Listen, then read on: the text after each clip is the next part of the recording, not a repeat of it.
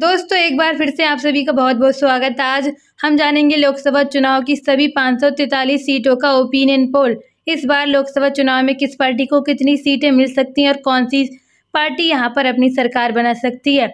इस बार केंद्र में किस पार्टी की बन सकती है सरकार। दोस्तों आपको बता दें, जैसा कि आप सभी लोग जानते हैं 2024 में लोकसभा चुनाव होने जा रहे हैं और लोकसभा चुनाव होने से पहले ही जो सर्वे सामने आ रहे हैं वह बड़े ही चौंकाने वाले हैं, क्योंकि 26 दलों के साथ कांग्रेस ने गठबंधन करने के बाद जो मुकाबला होने वाला है, बड़ा ही उलटफेर मिलेगा देखने को। 2024 के लोकसभा चुनाव में किस पार्टी की बन सकती है सरकार और किस पार्टी को लग सकता है झटका। आपको पूरी जानकारी इस वीडियो में मिल जाएगी, तो वीडियो को लाइक करें। ऐसे ही रोजाना ताज़ा फ्रेश ओपिनियन पोल जानने के लिए अपने इस चैनल को सब्सक्राइब जरूर कर लें। दोस्तों हम आपके लिए रोजाना ताज़ा फ्रेश ओपिनियन पोल पेश करते रहते हैं, जो आपके लिए बहुत महत्वपूर्ण होते हैं, और आप अपने इस चैनल को सब्सक्राइब जरूर कर लें और नीचे कमेंट सेक्शन में अपनी राय जरूर दें। इस बार लोकसभा चुनाव में किस पार्टी की बन सकती है सरकार। क्या 26 दलों के साथ गठबंधन करने वाली इंडिया पार्टी अपनी सरकार बना सकती है, या इस बार एक बार फिर से हैट्रिक लगा पाएगी पीएम मोदी की सरकार। नीचे कमेंट सेक्शन में अपनी राय जरूर दें। वीडियो पसंद आए तो लाइक जरूर करें। चलिए शुरू करते हैं 543 सीटों का सर्वे। देखते हैं इस बार लोकसभा चुनाव में किस पार्टी को कितनी सीटें मिलती हुई नजर आ रही हैं, कौन सी पार्टी आगे है और कौन सी पार्टी पीछे चलती हुई नजर आ रही है। दोस्तों लोकसभा में बहुमत बनाने के लिए यहाँ पर किसी भी पार्टी को, चाहे वो कांग्रेस पार्टी हो या फिर भाजपा की, किसी भी पार्टी को बहुमत पाने के लिए यहाँ पर 272 सीटों की आवश्यकता होती है। वर्तमान की बात करें तो यहाँ पर बीजेपी की वर्तमान में सरकार है और बीजेपी के पास अभी 330 लोकसभा की सीट है। तो देखना यह है इस बार लोकसभा चुनाव में किस पार्टी को कितनी सीटें मिल सकती हैं, कौन सी पार्टी ले सकती है जीत का बहुमत। तो चलिए सर्वे शुरू करते हैं आज का ताज़ा फ्रेश। सबसे पहले बात की जाए तमिलनाडु की 39 लोकसभा सीट के बारे में। इंडिया को 35 सीटें मिल सकती हैं, जबकि एनडीए को यहाँ पर 3 सीटें मिलती हुई नजर आएंगी। और अदर्स पार्टी की बात करें तो अदर्स पार्टी को 1 सीट मिलती नजर आ रही है। तमिलनाडु में इंडिया को काफ़ी तगड़ा फायदा होते हुए मिल रहा है, तो वहीं एनडीए को तगड़ा झटका भी लग रहा है।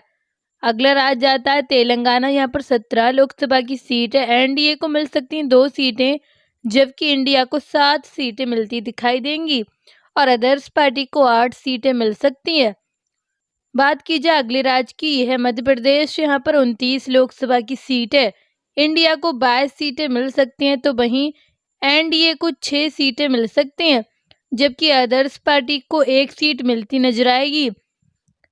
मध्य प्रदेश में इंडिया को काफ़ी तगड़ा फायदा हो सकता है, तो वहीं एनडीए को झटका भी लग रहा है। बात की जाए महाराष्ट्र की 48 लोकसभा सीट के बारे में।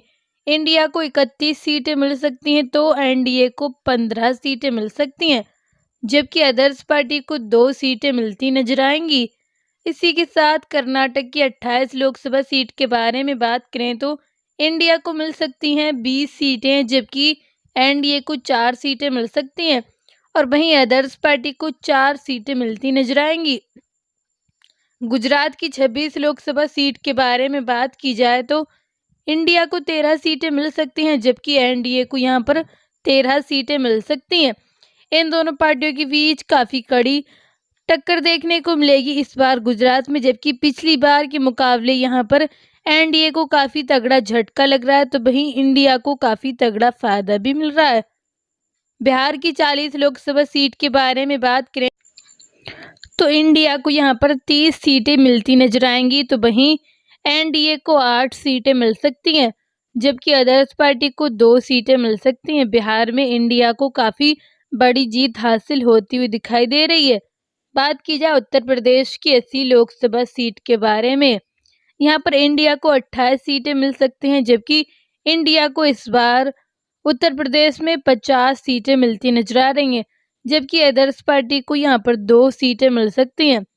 पिछले बार के मुकाबले एनडीए को इस बार काफ़ी तगड़ा झटका लग रहा है, क्योंकि पिछली बार एनडीए को उत्तर प्रदेश में 64 सीटें मिली थीं और वहीं अब की सिर्फ 85 सीटें मिलती नजर आ रही हैं। बात की जाए पंजाब की 13 लोकसभा सीट के बारे में। इंडिया को 12 सीटें मिल सकती हैं, जबकि एनडीए को 1 सीट मिल सकती है। पंजाब में इंडिया को काफ़ी तगड़ा फायदा मिल रहा है। बात की जाए हरियाणा की 10 लोकसभा सीट के बारे में, इंडिया को 8 सीटें मिल सकती हैं, तो वहीं एनडीए को 2 सीटें मिल सकती हैं। मेघालय की 2 लोकसभा सीट के बारे में बात करें तो इंडिया को 1 सीट और एनडीए को 1 सीट, इन दोनों पार्टियों के बीच यहाँ पर काफ़ी बड़ी टक्कर भी देखने को मिलेगी। पश्चिम बंगाल की 42 लोकसभा सीट के बारे में बात करें तो एनडीए को 1 सीट जा सकती है, तो वहीं इंडिया को यहाँ पर 42 सीटों में से 41 सीटें मिल सकती हैं। इस बार इंडिया को पश्चिम बंगाल में काफ़ी तगड़ी जीत हासिल होती हुई नजर आ रही है। अगला राज्य आता है आंध्र प्रदेश। यहाँ पर 25 लोकसभा की सीट है। इंडिया को 8 सीटें मिल सकती हैं, जबकि एनडीए का पूरी तरह से आंध्र प्रदेश में खाता बंद है, तो वहीं अदर्स पार्टी को यहाँ पर 17 सीटें मिल सकती हैं।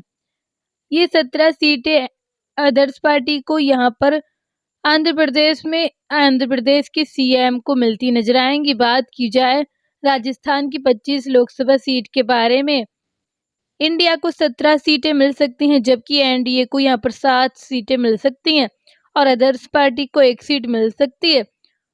तो दोस्तों, अभी तक हमने बात कर ली है लोकसभा की 424 सीटों के बारे में।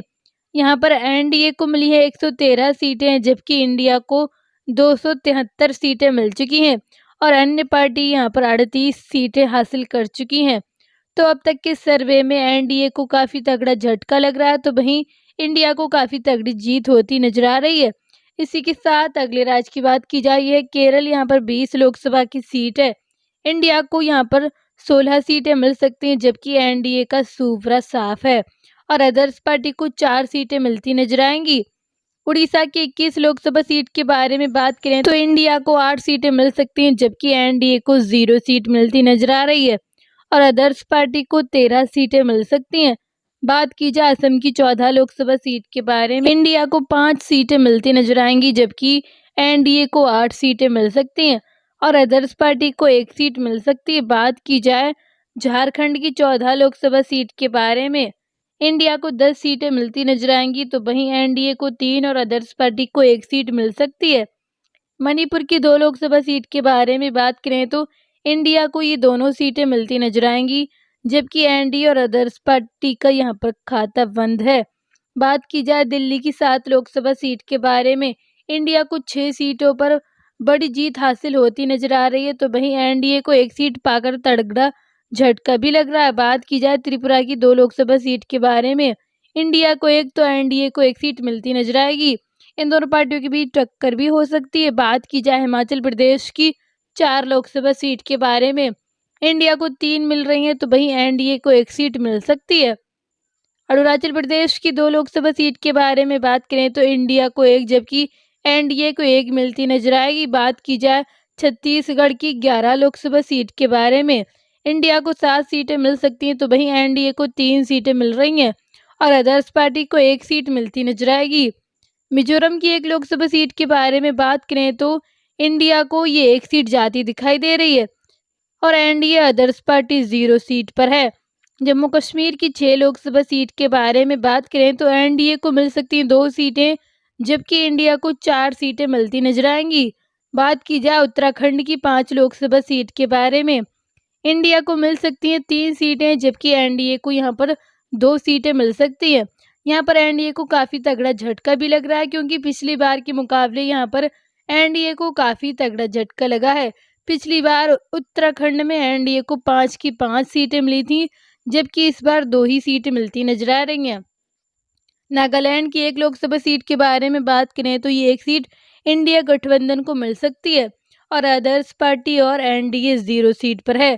सिक्किम की 1 लोकसभा सीट के बारे में बात करें तो ये 1 सीट इंडिया को जाती नजर आएगी, एनडीए अदर्स पार्टी 0 पर है। बात की जाए गोवा की 2 लोकसभा सीट के बारे में, एनडीए को 1 सीट जबकि इंडिया को 1 सीट मिलती नजर आएगी। इन दोनों पार्टियों के बीच टक्कर भी देखने को मिल सकती है। केंद्र शासित प्रदेश की 6 लोकसभा सीट के बारे में बात करें तो एनडीए को 3 सीटें मिल सकती हैं, तो वहीं इंडिया को 3 सीटें मिलती नजर आएंगी। इन दोनों पार्टियों के बीच यहाँ पर काफ़ी बड़ा मुकाबला भी देखने को मिल सकता है। तो दोस्तों, ये रहा लोकसभा चुनाव की सभी 543 सीटों का ओपिनियन पोल। आज जो हमने सर्वे किया, यहाँ पर आज के सर्वे में यहाँ पर इंडिया को मिली हैं 346 सीटें, जबकि एनडीए को इस बार 139 ही सीटें मिली हैं। जैसा कि आप सभी लोग जानते हैं, लोकसभा की 543 सीटों में से किसी भी पार्टी को बहुमत पाने के लिए 272 सीटों की आवश्यकता होती है। जिस पार्टी के पास 272 सीट होती है वही केंद्र में अपनी सरकार बना सकता है। तो यहाँ पर इस सर्वे में इंडिया को मिली है 346 सीटें, जो बहुमत से काफ़ी ज़्यादा हैं, जबकि एनडीए को 139 सीटें मिली हैं, जो काफ़ी कम है बहुमत से। तो दोस्तों, आपको क्या लगता है? और अदर्स पार्टी को यहाँ पर मिल चुकी हैं 58 सीटें। आपको क्या लगता है कौन सी पार्टी केंद्र में अपनी सरकार बना सकती है? नीचे कमेंट सेक्शन में आप अपनी राय ज़रूर दें और वीडियो को लाइक करें, शेयर करें। रोज़ाना ताज़ा फ्रेश ओपिनियन पोल जानने के लिए अपने इस चैनल को सब्सक्राइब ज़रूर कर लें। Thank you so much.